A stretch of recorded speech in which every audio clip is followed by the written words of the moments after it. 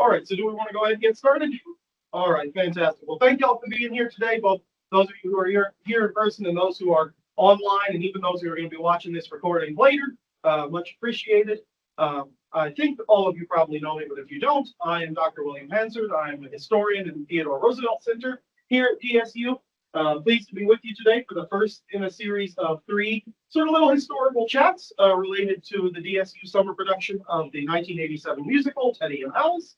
The 3 chats are going to be essentially about the characters in the show and what they were like. So today we're going to devote it just to the 2 title characters, to Theodore Roosevelt and his daughter Alice. We're going to give you just the briefest of biographical sketches of them, as well as a little bit about their mannerisms, their personality. This is particularly to help the actors who are going to be portraying these characters. And we're going to do this for as many of the characters as I can possibly fit into these 3 talks. So with that, let's get started with the first title character, Theodore Roosevelt, who did not like to be called Teddy, but we will talk about that in just a moment. And let's begin with Theodore Roosevelt himself. Theodore Roosevelt is born in New York in 1858 into a fairly wealthy family. His father is an old Dutch stock. He's from a merchant family. His mother, Mittie, is from the Southern plantation class originally. They're a pretty well-to-do family. He is a sickly child, sick with asthma in particular, but he's extremely curious and intellectual. He devours as many books as he can get his hands on, and he especially in his father's library, he will sort of devour these books. He will also collect flora and fauna specimens for what he calls the Roosevelt Museum of Natural History, that he and his cousins will build together in their home there in New York. As a teenager, he will receive a mandate from his father that he needs to make his mind is strong, but his body is not strong enough. And so he'll take up a serious exercise regimen to help him beat his asthma in particular. And once he takes up studies at Harvard later on, he will do boxing, he will do rowing, all kinds of athletics to help continue making his body as well as his mind through his studies at Harvard, where he's studying natural science, essentially, to become a scientist, a naturalist, for most of that career until he pivots to politics and law and things toward the end of that time at Harvard. Now, in 1878, while he's there, his father will die fairly suddenly of a gastrointestinal tumor, a stomach tumor, at age 46. His father was his hero. This will send him into a pretty deep depression, but he will ultimately resolve to work even harder to make his mind and body in his father's name. And of course, he literally is named after his father. He is, in fact, Theodore Roosevelt Jr. While he's at Harvard, he's also going to fall in love with a socialite, Alice Hathaway Lee, who is from a wealthy Boston banking family.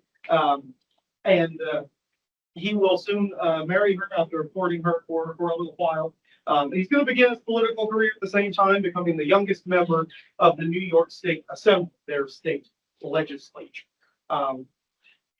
And so tragedy will strike him again in February of 1884, Valentine's Day, 1884. His wife and his mother will die on the same day in the same house within just a few hours of each other. His wife will die of undiagnosed kidney disease that had been masked by her pregnancy just 2 days after giving birth to their first daughter, also called Alice. His mother will die of typhoid fever, which was a fairly common disease in the days before sewage treatment, sewage sanitation. And so he will then sort of escape out here to the Dakota Territory. He will spend time on and off for several years as a rancher here in Dakota, and not just, an investor, but actually on the ranch himself, rounding up cattle, branding cattle, so on and so forth. He really throws himself into that work, although he's also still involved in New York politics at the same time. But he will leave his infant daughter in care of his sister, Vammy, who will raise the little girl for the first couple of years while he is involved in other pursuits, in part because even seeing his infant daughter is a painful reminder of the memory of his young wife. Now, There's a terrible winter in 1886, 1887 that will wipe out anywhere from half to two-thirds of all of the cattle in the Great Plains.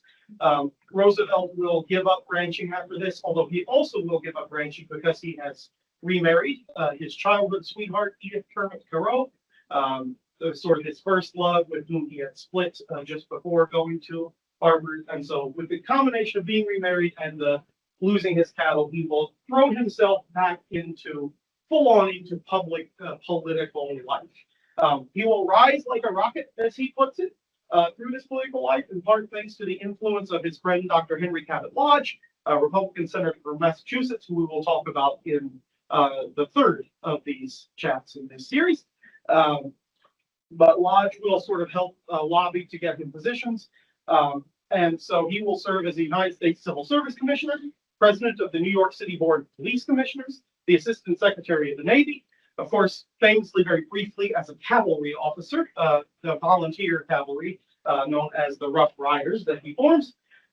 He will then go on to be the 33rd governor of the state of New York, vice president, and finally, president of the United States.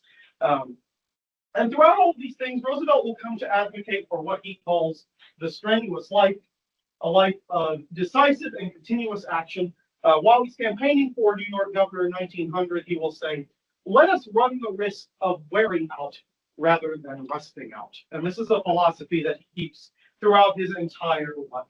So Roosevelt had been made vice president to neuter him politically. At this time, vice president is a dead-end job with very little power. It's not really a pathway into the presidency or to other things like it would later become. And so his adversaries in New York politics, who don't like how reform-minded he is and how sort of a rabble-rouser he is, will put him into the vice presidency. But then President William McKinley is tragically assassinated, absolutely beloved, popular, successful president. And Roosevelt has to come into that office and fill his shoes, which in some ways he's very ready to, in other ways he finds somewhat intimidating, but he certainly ends up being the man for the job. Now, Roosevelt leaves an extremely strong executive power, essentially that he's accountable only to the people, and that anything that was not expressly forbidden by the Constitution, the president should and could do. He's often called the first modern president for this expansion of the role in both the chief executive forms and the chief citizen-in-chief forms. He is somebody who's a very popular person and models himself on how he believes the American citizen should be. His policy of the square deal, you've probably heard of, right? This is sort of a nebulous idea that encompasses his belief in fairness for all Americans, from the biggest businessman down to the lowliest mine worker or someone like that. This is often narrowed down into the 3 C's: corporate regulation, consumer protection, and conservation of natural resources are the biggest and most important policies he will pursue, at least domestically. Foreign policy, you have the big stick, right? Speak softly and carry a big stick. The idea being that one should show strength, but only use it if absolutely necessary. In some other ways, you might think of it as the carrot and then the big stick. Now, it would take hours just to talk about his presidency in general, but just a few of the most important things that happened. He will mediate the anthracite coal strike in 1902. He's the first president to have the federal government act as a neutral arbitrator in a labor dispute. He will establish 5 national parks, 18 national monuments, 51 federal bird reservations, 4 national game preserves, and 115 national forests, totaling about 230 million acres of public land. And all of those things, except for the national parks, were things that were created by his administration. National parks did, in fact, already exist, but he expands the public land system to be so many other kinds of things. He will gain control of the Panama Canal Zone and take over the failed French project in 1903. He'll become the first president to travel abroad when he visits the Panama Canal Zone in 1906 to oversee the construction project. In 1903, he will also intervene in a debt crisis in Venezuela, where other countries are coming in trying to get them to pay their debts. 1904, he will declare what is known now as the Roosevelt Corollary to the Monroe Doctrine, basically saying that anything that happens in the United States hemisphere, in the Western Hemisphere, belongs to the United States to deal with. He will mediate peace in the Russo-Japanese War, earning the Nobel Peace Prize. He is the first American to win the Nobel Peace Prize. He will sign the Pure Food and Drug Act in 1906, which is a predecessor to the modern FDA. He will begin enforcing the Sherman Antitrust Act, and he will enforce laws. He will bring lawsuits against monopolies, most famously Standard Oil in 1906. He will send a battle fleet to the Great White Fleet to circumnavigate the globe from 1907 to 1909. He will deal with the panic of 1907, economic panic, by enlisting private capital to engage in mergers and bailouts. Eventually, this will lead to the creation of the Federal Reserve in 1913 after he is president. And many of these things he actually does by executive order. From this bully pulpit, as he calls it, he will sign almost as many executive orders as every president before him combined. He signs about I think it's 1,081 executive orders. All the presidents before him combined is about 1,200. So he rules very much with that big stick. Has that become the norm after that then? No, actually. I mean, others following him will issue more than they might have otherwise. But really, this explosion is not normal until his fifth cousin Franklin comes on the scene in the 1930s, who issues well over 3,000 executive orders, mostly to get those New Deal programs. And we'll talk, of course, a little bit about Franklin actually in the second in this series of talks when we talk about the extended Roosevelt family. Following his presidency, Roosevelt will maintain an active political life, including an ill-fated run to recapture the office of the presidency in 1912, which will see him nearly struck dead by an assassin's bullet, or would-be assassin's bullet. He will undertake scientific expeditions in Africa, hunting the specimens that are needed to open the National Museum of Natural History at the Smithsonian. Expedition in South America, descending a previously unmapped river in the Amazon jungle.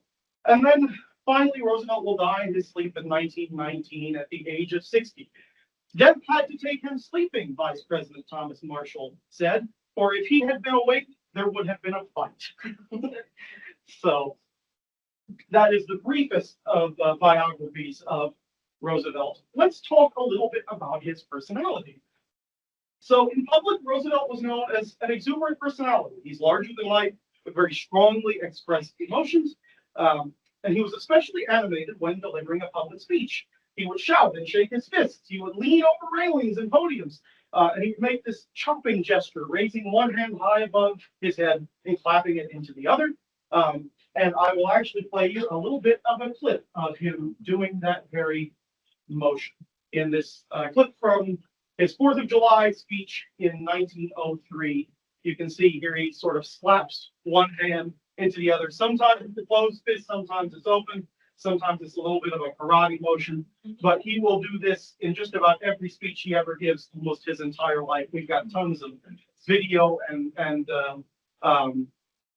pictures of him making this gesture. So Ben, if you're watching, that gesture is one I would like to see myself. I'm not the director, but it's certainly one that would give it some reality.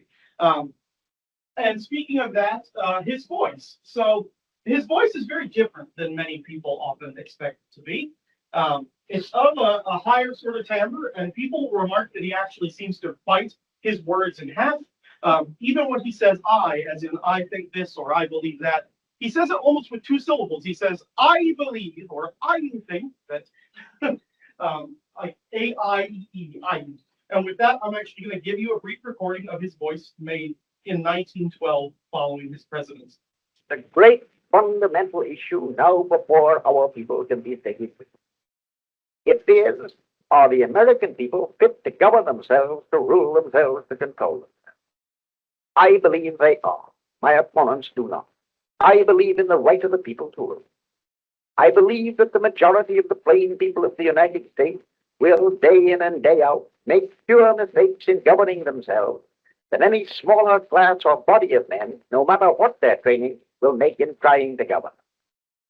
So you can see he's got this sort of high and tight, almost in his throat voice. I believe that the people, and so on and so forth. And you can hear, and especially if you look at that picture of him with his teeth, right, you can almost see him biting words in half as he speaks. He was known for a very over-energetic zeal, really an aggression in all things that he did.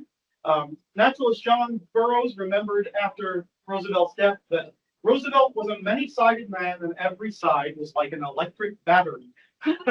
um, I felt his clothes might not contain him. He was so steamed up, so ready to go to attack anything, anywhere. Muckraker Ida Torbill once said of him. He was also known for his infectious smile and laugh, and the occasional witty remark, especially when delivering an insult, even a friendly one. He had a childlike sense of wonder and the joy of life.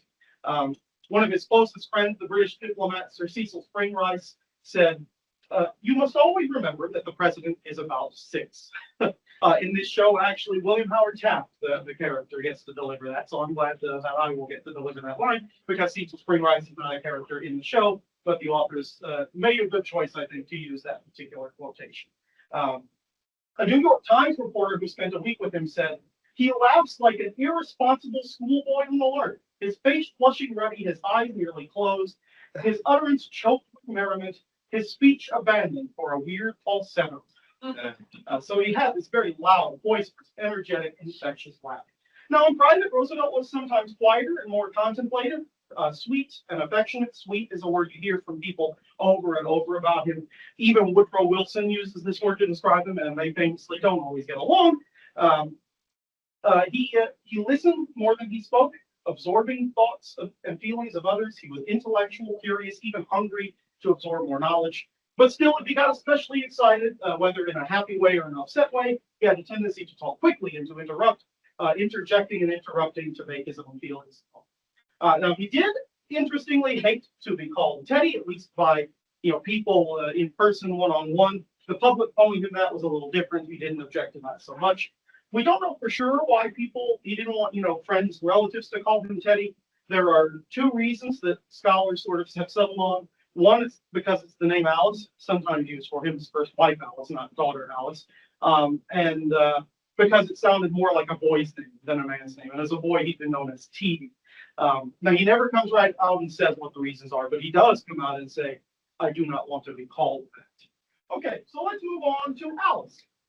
Now, Alice was born on February 12, 1884. Her mother, also called Alice, as we said, had died 2 days later of an undiagnosed kidney disease. Her father will give her over to his older sister, Bambi Roosevelt, also known as Auntie Vi, because of her on-the-go energy. It was "Hi, Bambi, bye, Bambi," so they called her Auntie Vi. He gives Alice to be raised by Vi while he built his career as a politician and a rancher. In 1886, when he remarries, he will take back care of her, in part because Edith believes this is the right thing to do. Alice is a voracious reader like her father from an early age. She had a hunger for knowledge and especially enjoys poetry and literature, just like her stepmother, actually. She, in fact, will beg her father to let me loose in your library, and she will be the only one of the children who actually receive full unrestricted access to her father's library. Now, much has been said of her time, of course, with the family in the White House. She will delight in bucking the period's social norms that are expected both of women and of teenagers. She calls this eating up the world, just enjoying life. She will smoke cigarettes in public. She will drive automobiles and more than once be ticketed for speeding. Or worse, she will ride in a male's automobile unchaperoned. And she will gamble at poker, at racetracks and other sporting events, and brag about her winnings. She will carry around a pet green garter snake called Emily Spinach, so named because it was green like spinach and as slender as her Aunt Emily, who she famously did not like. And the examples like this are too many to count. They go on and on. But most importantly, the thing that's important to understand about this, these things were actually mostly socially pretty mild.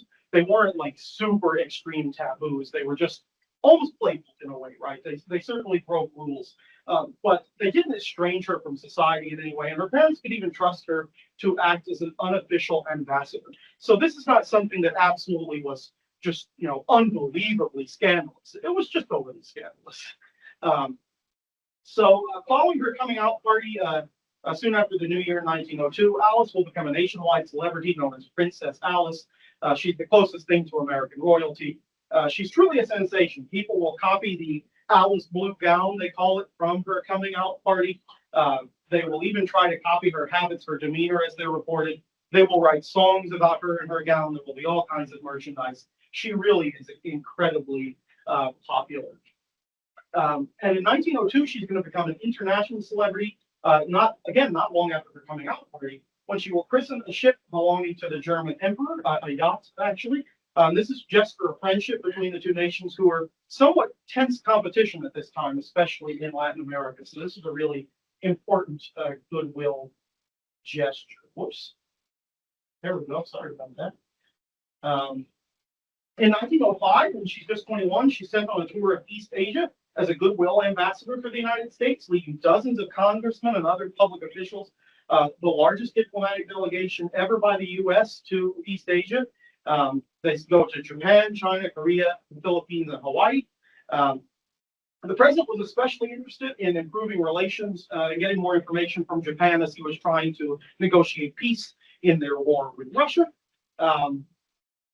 And so Alice arrives in Tokyo, and she is beloved, again, being the closest thing to American royalty. This is amazing for her and for the people of Japan. In China, anti-American sentiment was a little bit high in this particular time. There was actually an ongoing boycott of American products. But she manages to charm the Empress Dowager of China, who will gift her a Pekingese dog, which she names Manchu. But still, even on this trip where decorum was, really important, she will court just enough controversy. She's going to jump into the ship's swimming pool completely clothed, and encourage even another senator to jump in with her because she's having so much fun. But again, this is scandalous, but not so much that it's going to ruin her reputation or her father's reputation. So in 1906, Alice will marry Senator Nicholas Longworth. He is one of the people who was on this trip to Asia, although they had already been sort of courting even before that trip to Asia. He's a Republican senator of Ohio. William Howard Taft is actually in his congressional district. Now, their relationship is rocky due to Nick's alcoholism and infidelity by both parties.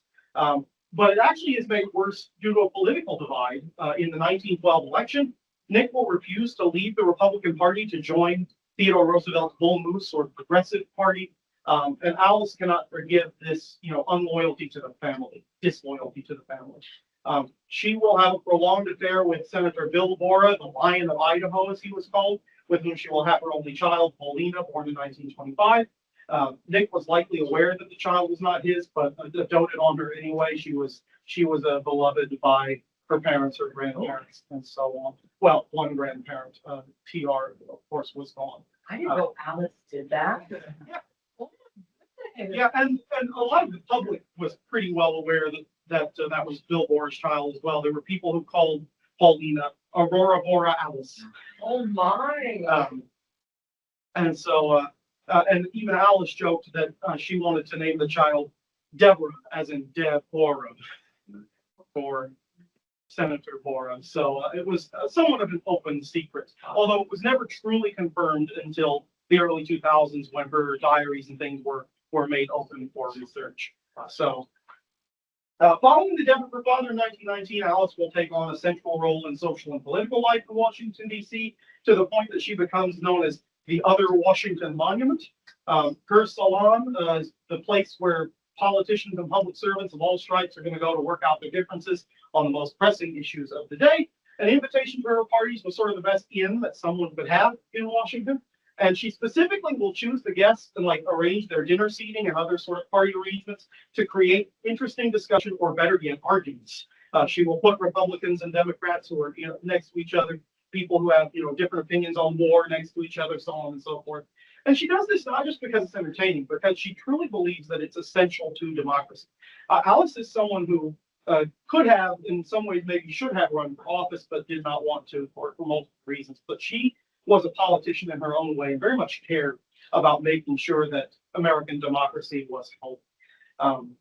Now, politics is going to cause a further rift in the family when cousin Franklin runs for president in 1932.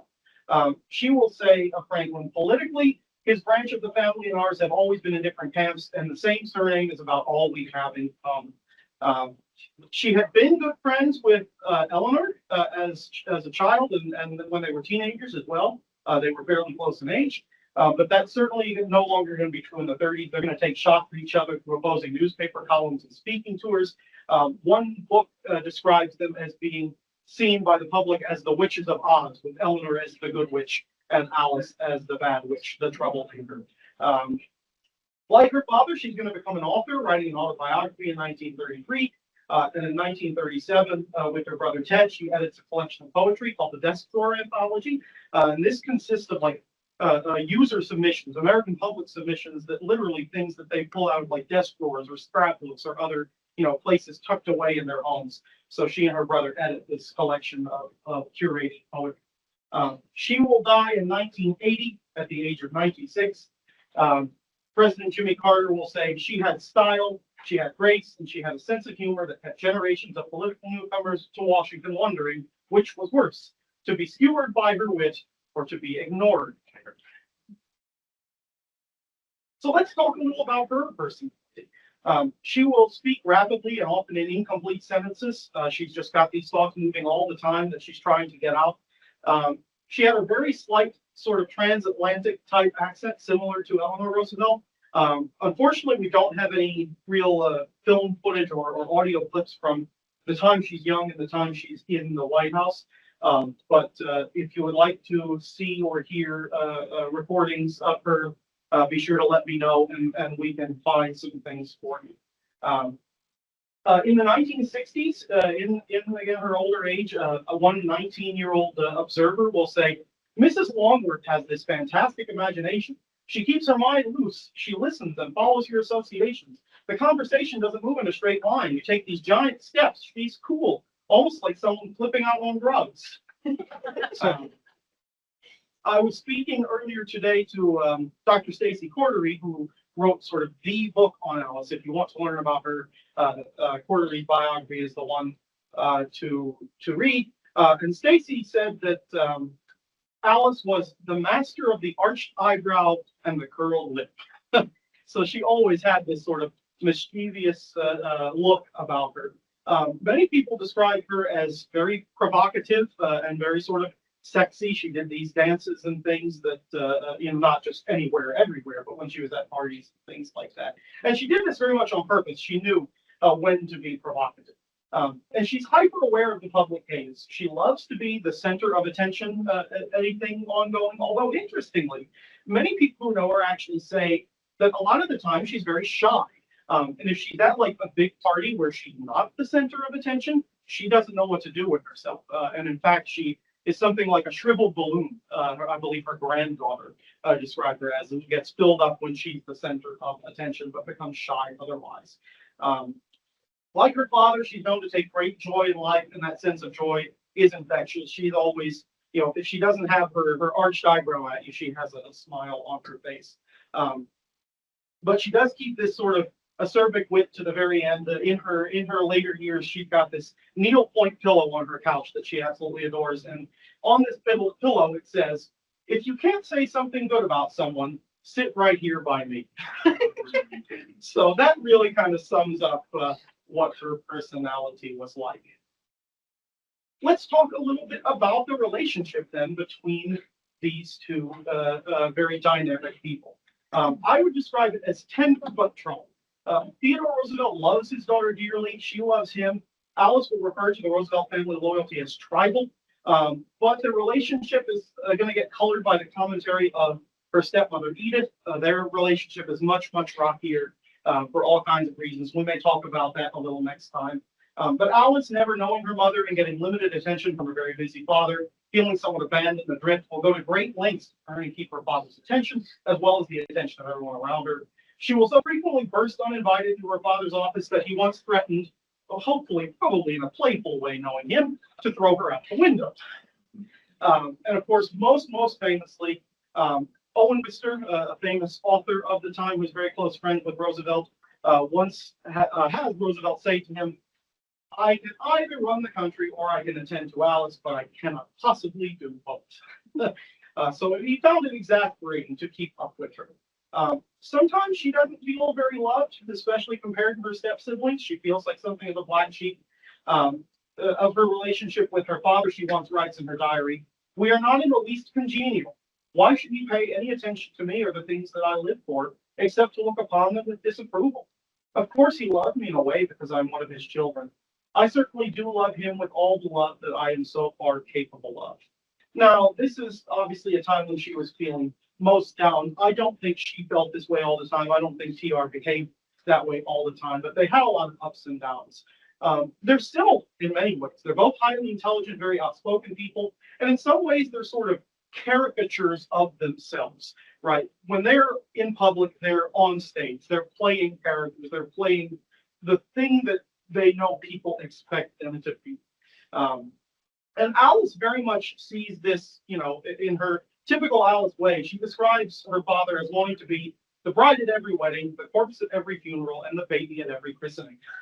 But to some extent, she is also this one. And part of the sort of rockiness, the troubling part of this relationship is because Alice does serve as a painful memory of her mother to TR. TR finds this so painful that soon after she's born, he tells his close friend Hal Minot, I shall call her Lee, for there could never be another Alice to me, nor could I have another, not even her own child, bear her name. And in fact, he does in letters and to others. He refers to her as baby Lee.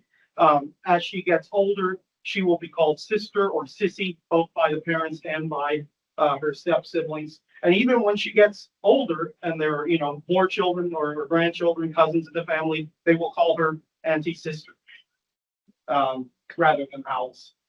And according to Alice, he never once mentioned her mother to her ever and forbid her being spoken about. Whether or not this is completely true, this is something she says again in her 90s. It's the way she remembers it, and that's what's important, whether we can absolutely prove whether he never once mentioned her name. But she ends up learning from her mother, from other family members. So her stepmother tells her about who her mother was, her aunts, and so on will tell her stories of what her mother was like. And so with that, I will thank you. If you've got, anything that you need from me, you can get a hold of me very easily. You can either email me or get in contact with me other ways. And with that, I will take any questions you may have. This is more of a comment. Sure. I'm excited to learn more about Edith and Oh, just yes. how she felt almost in the shadow, always of Alex. Of Alice's memory, yes, that is something that will come up. And then I also forgot that she was his childhood sweetheart. Yes, So, they know each other from the time they were, very, very small. One of the first pictures we ever have of TR, TR and his brother Elliot are sitting in a window in their grandfather's home, and they're watching the Lincoln funeral procession go down the street in New York. Edith was also there, but she's not in the picture because she was crying too much. So Theodore and his brother locked her in the closet. she's crying. She lost. Yeah. So yes, we will absolutely talk about Edith's, relationship to TR, to Alice, to the family, so on and so forth next time. So if she so described Franklin that they were so politically different, or politically different, but she kind of bucked the, I would consider it now in our terms, conservative trends of the time. How did she view herself in relation to Franklin's politics? So that's a really interesting question, I think, because there's a reason Franklin calls his policies the New Deal, right? It's just a continuation of the Square Deal, more or less. I think part of that is simply a party loyalty situation. Democrat versus Republican is something that they have issues with in that family, going back further and going further forward. Some of the New Deal policies certainly go further than the Square Deal policies did. And even the Progressive Party with the capital P, 1912 Progressives, are more conservative than some of the things that Franklin and others do in the 1930s and pushed in the 1930s. So part of it's a matter of degrees, part of it is a matter of sort of just rivalry in general. There's a lot of sort of elements to that, but there in fact are a lot of ways that those things are not so different, and there's more of a spectrum than a total split.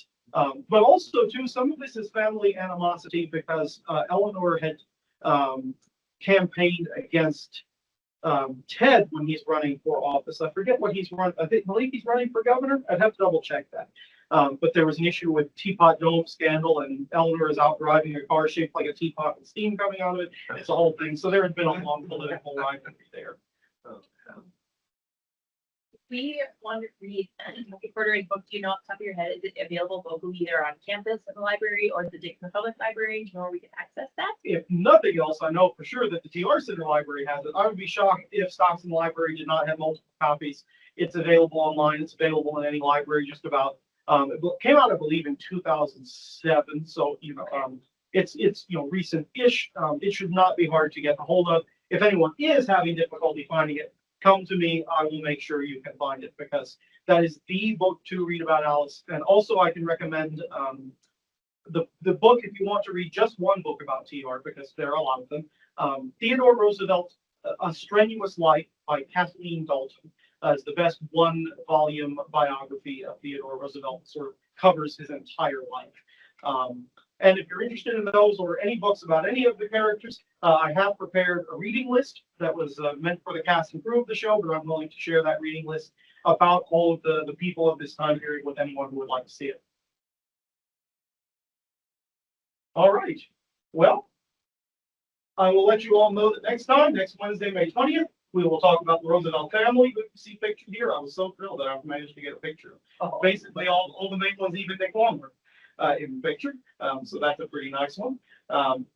So we will talk about all the people you see here, TR, his second wife, Edith, his children, son-in-law, Nick Longworth, Franklin and Eleanor, and a whole bunch of other people, as many as I can possibly fit in the 45-minute time period that I've got allotted to me. And then next time after that will be some of the other sort of associated characters, political colleagues and adversaries, so on and so forth. And if there are no more questions, then I will gladly step off the stage. Thank you.